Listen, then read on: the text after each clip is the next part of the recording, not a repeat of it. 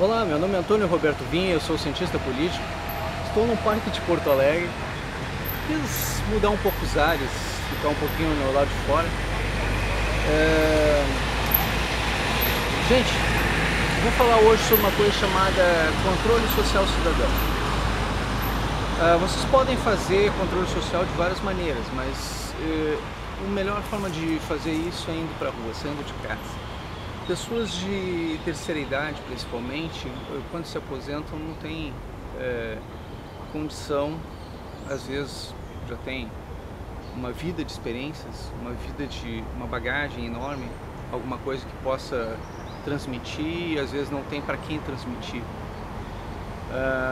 Às vezes viveu por trabalho, não tem relações suficientes para manter a sua integridade psicológica nesse sentido, alguma coisa, então precisa formar novas relações. E a melhor forma de fazer esse tipo de coisa é fazendo controle social cidadão. Então, como é que a gente pode fazer isso? A gente pode ir para o SUS, né? Podemos ir para o SUS e tratar do Conselho Municipal, Distrital, Local, Regional de Saúde, que é necessário. A gente pode ir para o Conselho de Segurança, a gente pode ir para o Conselho de Educação,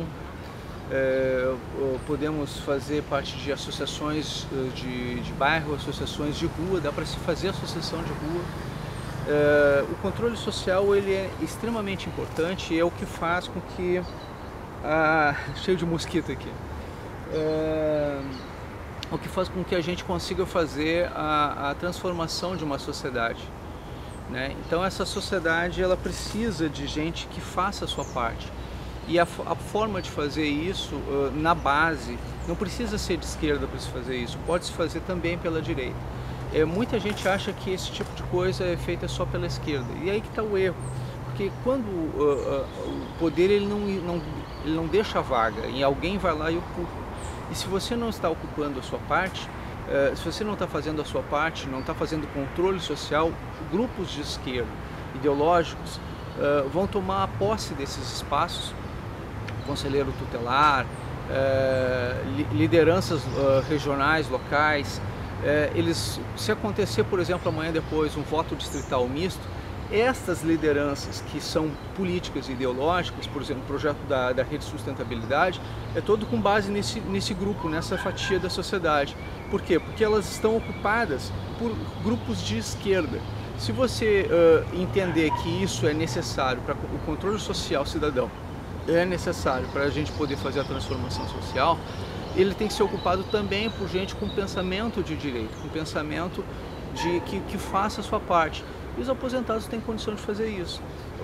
Pessoas que tenham algum tempo vago, algum tempo ocioso, podem fazer esse tipo de coisa. Então faça a sua parte, participe ativamente da sociedade, e isso vai ser muito importante para todos nós. Então, acabou a bateria da minha câmera. Eu fui obrigado a voltar para o meu escritório. Eu estava tentando fazer um vídeo um pouquinho mais diferente, um pouquinho mais voltado a questões da natureza. Praticamente fui devorado por mosquitos, mas acontece, é o que ocorre quando a gente está no meio de muitas árvores, né? E aí eu não consegui, por falta de bateria, terminar de concluir a linha de raciocínio. Explicar algumas coisas para vocês a respeito como a gente pode fazer o controle social cidadão de fato. Existe uma regra, uma lei, que obriga as entidades que estão fazendo serviço público a sofrer um controle social, uma vistoria, para verificação se aquilo que elas estão agindo está correto ou não. Então há os setores de gestão, eles precisam, de gestão pública, eles precisam da autorização 50% da população, da opinião pública, para passar por eles algumas dessas questões. Isso em questão municipal, isso em questão estadual, é o chamado controle social. Normalmente quem está ocupando essas funções de controle social são pessoas ligadas ao próprio governo, né, que acabam fazendo, não ligadas diretamente, porque aí seriam funcionários, né, existe a parte dos funcionários que fazem esse tipo de questão, mas existem grupos ideológicos, pessoas da opinião pública, coisa assim, que acabam se aproximando, e principalmente lá quando acontece governos mais à esquerda, é mais fácil de acontecer esse tipo de situação, que acabam ocupando funções no terceiro setor para fazer esse tipo de coisa. E aí a gente não vê as coisas andando porque parece que há um carimbo de aceito sem precisar necessariamente uma fiscalização real. Então a gente vê muita coisa, tem a parte dos funcionários, tem que é uma pequena parcela, tem a parte do próprio governo e tem a parte da opinião pública. São três grupos diferentes, né? Então os funcionários tomam decisão a respeito dessa situação, o próprio governo toma decisão a respeito dessa situação, e a maior parte então fica ao cargo da opinião pública, 50% ou um pouco mais, 51%, uma coisa assim, é quem toma a decisão se aquilo ali funciona daquele jeito ou não funciona, e se nós dissermos que não funciona, que tem alguma coisa que precisa ser feita, aí outras entidades vão tomar alguma postura a respeito disso, como por exemplo o Ministério Público. Então tem que haver sempre uma concordância sobre alguns setores, ou então as reclamações, os lugares de reclamação interna, dentro da área da saúde, dentro da área de educação, dentro da área de segurança. Tudo isso pode acontecer através do controle social cidadão. E você não sabe disso, porque você não participa, né? As entidades, muitas entidades, quando é questão do controle social, quem tem CNPJ, como por exemplo a Associação de Moradores, pode ser de rua, pode ser de bairro, não é assim, tem direito a participar de uma série de parcerias com as prefeituras e o governo. Então a entidade com CNPJ ela tem muita força. Claro que ela pode ser responsabilizada. Por que acontece que muitas pessoas preferem não participar dessas entidades? Porque muitas vezes elas não querem ser responsabilizadas, as diretorias não querem ser responsabilizadas. Então o que acontece? Elas fazem as coisas por debaixo dos panos, aí participam de entidades sem registro, sem nada. Então isso aí é para enganar o povo. Você sempre tem que verificar se a entidade tem razão social, tem CNPJ. Se ela tiver razão social CNPJ, significa que ela tem lastro, que ela tem história, que ela tem uma diretoria e alguém responsável por ela. E aí, se acontecer alguma coisa de errado, essa pessoa ou essa entidade pode ser responsabilizada e pode ser identificada. Então tem tudo isso. É importante que vocês percebam essas situações, porque esse controle social também pode ser controlado. E aí que está. Né? A gente pode controlar mesmo o terceiro setor, existe como fazer isso. O que é uma associação, uma ONG?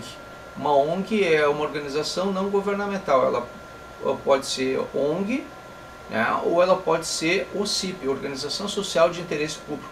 As OCIP são ONGs antigas e muito mais sérias, porque elas passam por um processo de responsabilização e de maturidade. Então elas levam uns 20 anos para se tornar de ONG para se tornar OCIP, e de vida, sem fins lucrativos, ambas sem fins lucrativos, mas a diferença é que a OCIP, a diretoria pode ser remunerada a partir da sua evolução, a partir dessa evolução que ela fez de muitos anos de trabalho social, sem atividades remuneradas. Então, uma associação pode ser transformada em OCIP, e normalmente são ou institutos, ou associações, ou fundações. Os institutos, eles não existem de fato. Eles são entidades que normalmente aparecem dentro de partidos políticos. Muito comum você conhecer institutos dentro de partidos políticos, ideológicos. Eles são entidades dentro de outras entidades. Não existe a nomenclatura legal para instituto dentro da legalidade, não existe. É ou é associação ou é fundação. A fundação ela é muito mais séria. Por quê? Porque ela é responsabilizada do ponto de vista jurídico, ela é muito mais rígida. Os seus diretores, normalmente eles arcam com os próprios recursos, ela não pode ser depreciada em matéria de valores, o patrimônio da entidade. Já a associação, ela não tem essa questão, essa necessidade. O Instituto não tem nada disso, não existe previsão legal para instituto. Então, cuide dos institutos, respeite as associações e, mais ainda, as OCIPs. Né? OCIPs, Organização Social de Interesse Público, porque elas são muito bem fiscalizadas. Elas passam por auditorias, coisas que as associações e institutos em geral não passam. E essas auditorias são regulares. Tá?